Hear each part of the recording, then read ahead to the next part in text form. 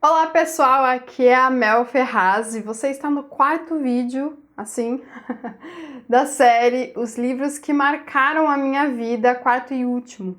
Nesse daqui eu vou mostrar para vocês os livros que me marcaram até mais ou menos aí 2018, principalmente durante os anos da faculdade. Bora lá que tem muitas coisas boas aqui, isso daqui é só metade delas. Mas antes, aquele meu pedido para você que ainda não é um inscrito regular aqui do canal, se inscreva por aqui, aperte o botão nesse momento do vídeo, assim você me ajuda muito a entregar mais conteúdo para você e também para outros tantos leitores aí contribuindo com a divulgação literária. Então bora lá me ajudar nessa, porque isso é muito importante. Então já fico aqui pedindo para vocês encarecidamente se inscreverem no Literaturas e aproveitem para dar aquele joinha maroto aqui embaixo. Isso também me ajuda demais. Esse vídeo demorou um pouquinho a mais para sair porque eu tive certa dificuldade para selecionar os livros que eu vou mostrar aqui para vocês. Primeiro porque quanto mais perto, né, do atual fica, pior é para saber definir com certeza um livro que realmente tenha marcado a minha vida. E segundo, que é muita coisa boa, sério. Eu vou começar com 3 livros que marcaram a minha vida de leitora e também de estudante de literatura, porque eu li no meu primeiro ano da faculdade e mudou um pouco a minha forma de pensar a literatura ou de pelo menos lidar com ela. O primeiro eu acho que não vai ser surpresa, muitos de vocês já estavam antecipando aqui esse livro nessa série de vídeos, foi Ulisses, que eu li acho que no meu segundo semestre da faculdade, foi isso.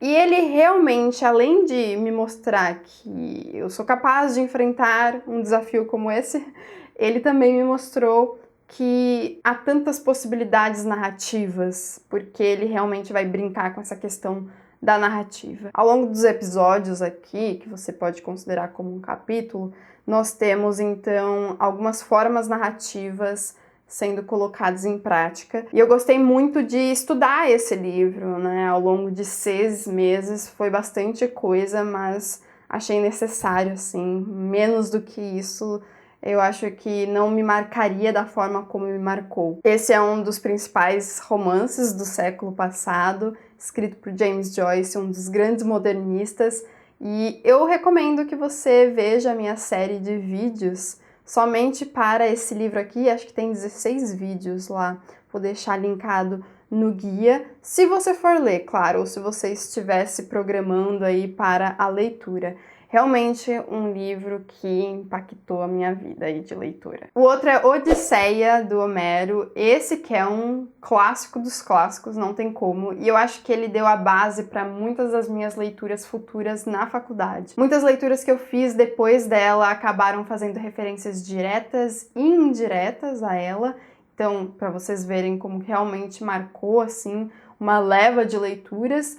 E também porque eu gostei demais da história, coisa que eu não esperava, então me surpreendeu bastante, assim, essa minha ligação que eu tenho com o livro. O outro é A Vida e as Opiniões do Cavalheiro Tristram Shandy.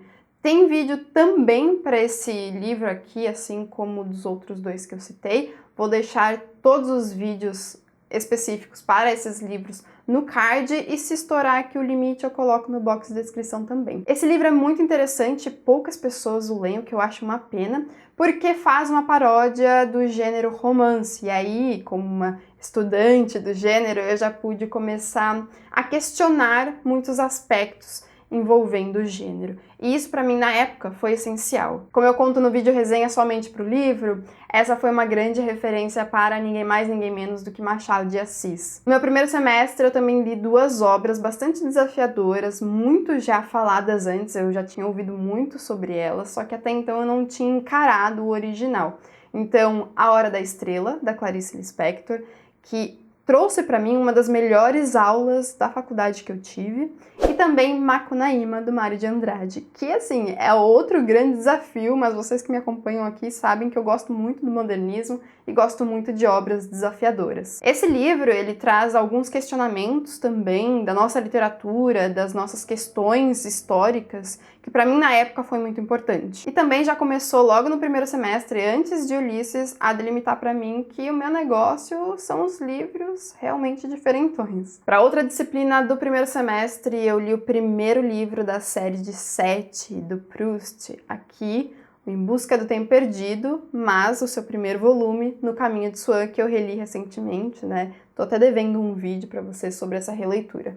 Mas foi muito interessante, porque esse é um dos primeiros livros que eu consigo definir com certeza que me ensinaram algo explicitamente. Mais do que isso, para mim esse livro me trouxe o despertar para o assunto da memória, sobretudo a memória involuntária, que para mim é muito cara na literatura. O Vermelho e o Negro, do Stendhal, foi uma obra que até então eu não conhecia e foi uma grata surpresa para mim. A construção do personagem, eu acho que esse foi o principal motivo de trazer o livro para essa lista aqui, para esse vídeo para vocês, porque eu gostei muito de acompanhar justamente o personagem, como que ele se coloca no livro, como ele é construído ali dentro do livro e o que acontece com ele, sabe? Eu gostei muito de acompanhar isso e observar especificamente isso. Retrato de uma Senhora, do Henry James, e até hoje uma falha minha não ter lido mais nada do autor, mas tudo bem.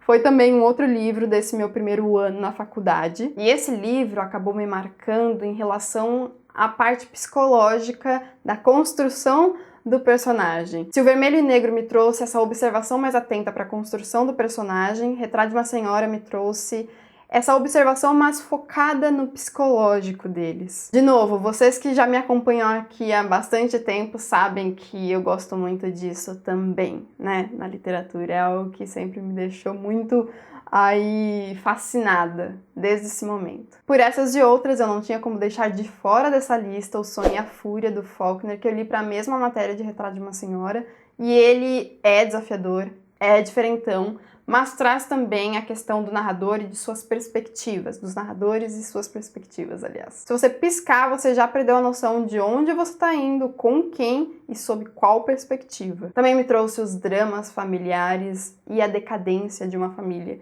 que, por si só, é um tema bem interessante de acompanhar na literatura. Mas eu acho que essa obra une bastante coisa que tanto me atrai, sabe, nos livros. Voltando aqui à literatura nacional, vou citar Milton Ratum com Dois Irmãos e Relato de um Certo Oriente, que eu li, acho que no segundo ano na faculdade, se não me engano, e realmente me marcou porque ele me fez pensar bastante sobre um outro lugar do nosso Brasil e suas questões.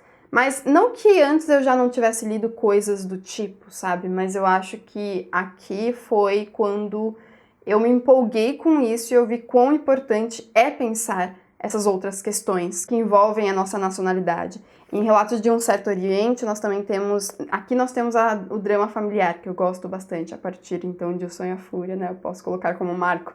Mas aqui nós temos a questão do narrador, que eu amei ver aqui. Também é um pouco confuso, mas eu gosto disso. A Montanha Mágica eu posso colocar dentro do grupo dos livros que eu já conhecia, queria ler, mas não tanto. Acabei lendo por conta de alguma matéria da faculdade e me surpreendi demais positivamente. Não estava esperando gostar tanto e o que eu encontrei aqui foi uma escalada nessa montanha que na época me foi pessoalmente muito importante. Não porque é um desafio, gente, porque realmente é, mas eu acho que porque trata de algumas questões interessantes ali dentro, sabe, na vida do protagonista, que não tem nada a ver comigo, mas que acabou conversando. Razão e Sensibilidade, da Jane Austen, que eu tenho aqui a capinha para vocês. Eu gostei porque me apresentou uma forma de estudar a literatura muito conhecida, até então nunca pensada por mim, que é a forma do close reading ou algo do tipo. Eu fiz uma matéria somente sobre os romances da Jane Austen e foi exatamente esse que eu escolhi estudar para a escrita do trabalho final. Eu gostei porque eu pude me entender um pouquinho mais com os aspectos que rodeiam a obra de um autor e me afastar um pouquinho da opinião popular que é muito difundida, mas não necessariamente com base no texto real oficial. Então aí eu conheci a ironia fina e sutil da Jane Austen, que é tão incrível e tão presente no seu texto, mas pouco mencionada hoje pelos leitores atuais, e destrinchar os pormenores sociais, principalmente com a visão histórica e distanciada da nossa de hoje. Bom, eu vou mostrar agora para vocês alguns livros que eu não li para a faculdade, mas que eu li na época da faculdade e que muito me marcaram. A começar por Anna Karenina, do Tolstói. Sim, vocês que me acompanham sabem que eu não gostei completamente desse livro porque eu tenho um certo rançozinho do núcleo da Ana, mas eu gosto muito do núcleo do Lievin. A questão mesmo é que eu pude pensar um pouco mais a literatura russa, pensar um pouco mais a questão da filosofia por trás da literatura russa mesmo e de como os autores eles são muito políticos e a literatura é política. E, obviamente, eu pude conhecer um pouquinho mais da Rússia lendo esse livro, principalmente com o núcleo do Lievin. Os Miseráveis, que finalmente encarei na época e eu amei, demorei uns 2 meses para ler, mas eu acho que uma história tão falada, você chegar a ler o original, né, o que tá lá na fonte mesmo, tem todo um gostinho especial. A história em si desse livro me marcou, não necessariamente questões envolvendo estudos literários, sabe? Então, por isso que ele está aqui nessa lista. Realmente é um livro que mexe com a gente, uma história que nos emociona demais. E aqui eu também pude me entender enquanto a leitora que não é 100% paciente o tempo todo e também não tem problema você ter altos e baixos numa leitura como eu tive aqui com esse livro, que em alguns momentos eu falava, meu Deus do céu, que enfadonho, sabe? 50 páginas, 100 páginas sobre essa batalha, vai logo, segue, vida que segue, enfim. Só uma pequena reclamação que é unanimidade. Germinal, do Zola, eu nunca tinha lido nada do Zola e eu acho que desde então eu nunca li mais nada dele, o que também é uma falha, preciso ler. Mas eu lembro que quando eu terminei esse livro eu pensei, eu preciso ler logo e já tava quase pegando outro, só que daí vieram as outras leituras da faculdade para me atropelar. Ele me fez despertar para questões sociais, muito mais do que outros tantos livros que eu já tinha lido antes, porque aqui eu acho que é muito visceral, é muito visual até mesmo, então eu quase me senti ali, sabe? Isso é impossível, mas eu quase me senti ali. E eu acho que o poder da escrita do Zola meio que me marcou completamente, a ponto de eu dizer que ele é um dos escritores que eu mais gostei de ter lido, mesmo somente tendo lido esse daqui. Então por isso que eu preciso ler outros dele logo. Lolita, é óbvio que esse livro estaria nessa lista do Nabokov. Esse daqui realmente me trouxe um pensamento acerca do narrador. Porque o narrador aqui é a instância maravilhosa, perfeita em suas imperfeições. Também ele conversa muito com aquela ideia do narrador que ele é totalmente parcial, como é o Bentinho Santiago de Dom Casmurro. Aliás, acabou sendo a resenha que eu mais gostei de ter criado aqui para o canal. De novo, se você ainda não viu, vou deixar na lista de resenhas aqui embaixo no box de descrição. Bem, aí vieram os livros para monografia, né? O trabalho para concluir o curso. E eu acho que algumas aqui foram bem especiais porque, obviamente, eu passei muito tempo com elas, debruçada sobre elas, mas no caso é Virginia Woolf. Para muitos que me seguem aqui também, sabem que eu estudei 3 livros da Virginia Woolf na monografia.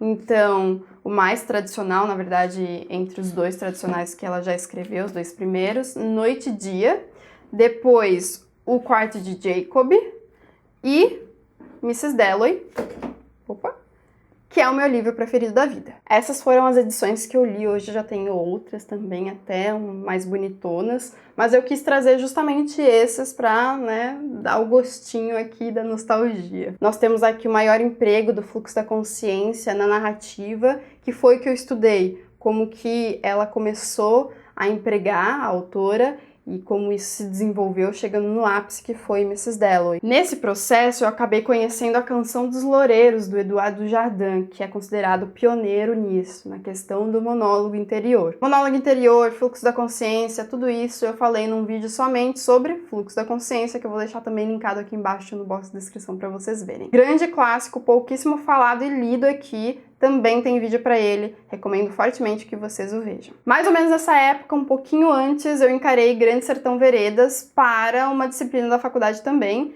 e essa disciplina, consequentemente, esse livro me trouxe o trabalho mais difícil que eu já escrevi na faculdade.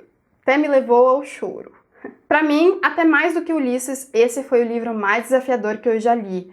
Maravilhoso, maravilhoso. Eu tive alguns probleminhas com a escrita? Tive, né? A narrativa ali também. Sério, foi uma pedra no meio do caminho em muitos momentos, mas eu acho que isso é normal, assim, da leitura desse livro.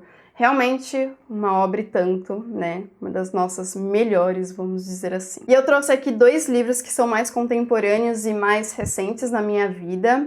Esse daqui, o Kindred, porque ele realmente mexeu comigo fisicamente, tá? Emocionalmente também, mas principalmente fisicamente. E também porque ele representa o início da minha vida profissional, já que ele foi um dos primeiros livros que eu revisei profissionalmente para a editora. E foi assim o meu xodozinho, sabe? Protejo ele com unhas e dentes, mas porque realmente esse livro é incrível. E por fim aqui que eu separei para mostrar para vocês e mencionar rapidamente é Voragem, do Tanizaki, literatura oriental, coisa que eu pouco leio, mas que eu fui perceber isso quando li esse daqui, quando eu amei a ponto dele se tornar o melhor que eu li naquele ano. Realmente, assim, é um livro que mexe com as emoções, e de uma forma diferente, porque a perspectiva é diferente. Nós aqui, ocidentais, nós lidamos com as emoções, com o amor, com a paixão de forma bastante diferente. Então foi um exercício muito interessante para mim, que eu precisava para dar um chacoalhão assim,